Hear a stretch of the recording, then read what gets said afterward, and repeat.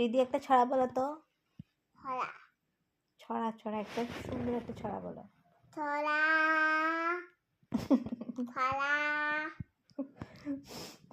বলতেছি একটা ছড়া বলতে, মানে একটা কবিতা বলো। উটা কবিতা বলতে বলছি। কবি কবিতা কবিতা বলছি। কবিতা হয়ে গেছে? হুম তুমি কবিতা পারো না? বাড়ি পারে তো বলো। কবিতা আয় ছেলেরা মেয়েরা বলো। হারিয়া ফেলতে যাই তারপরে ফুলের মালা গলাতে সুশীল বাড়ি যায় হারিয়া ছেলেরা ফুল তুলে যায় ফুলের মালা গলাতে মামার বাড়ি যায়। তারপরে